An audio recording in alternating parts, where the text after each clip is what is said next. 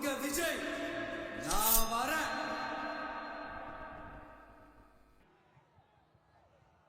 கடந்த ஒரு மாத காலமாக தலைப்பு செய்தி மட்டுமல்ல, இவர்தான் ஊடகங்களில் மலைப்பு செய்தி.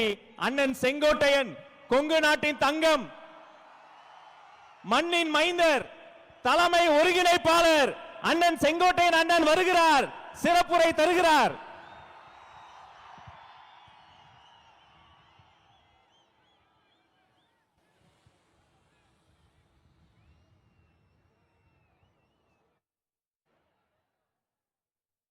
ஆர்ப்பரிக்கும் கைத்தட்டல் நடுவே இதோ அண்ணன் செங்கோட்டையன், தமிழக வெற்றி கழகத்தின் தலைமை ஒருங்கிணைப்பாளர் உங்கள் முன்னால் வருகிறார்.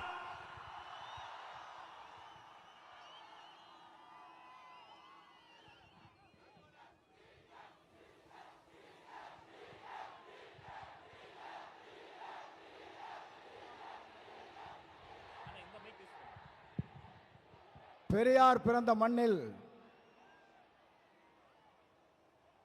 வெற்றி கழகத்துடைய தலைவர் இங்கே வருகை தந்திருக்கிறார்கள். காலத்தின்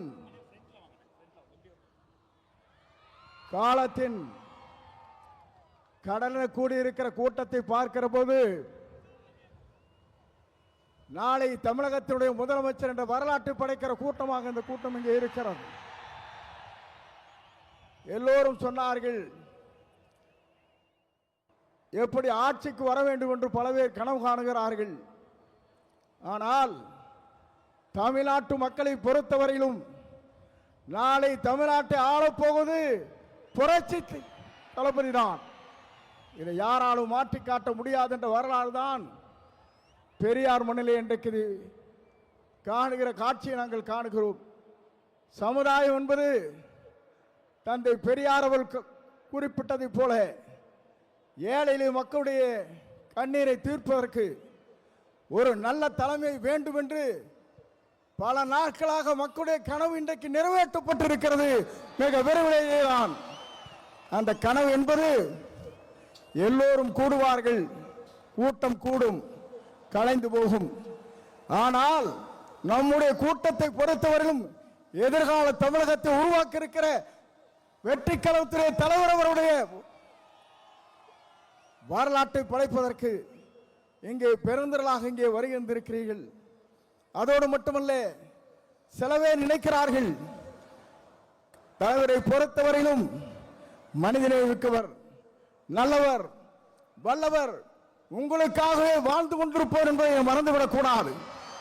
ஏனென்று சொன்னால் ஒரு ஆண்டுக்கு 500 கோடி ரூபாய் வருவாய் அது தேவையில்லை என்று விட்டு மக்களுக்கு பணியாற்றுவதற்கு ஒரு தலைவர் வந்திருக்கிறார் என்று சொன்னால் உலக வரலாற்றில் புரட்சி தலைவரை பார்த்தேன், இன்றைக்கு புரட்சி தளபதி இன்றைக்கு காணுகிறேன்.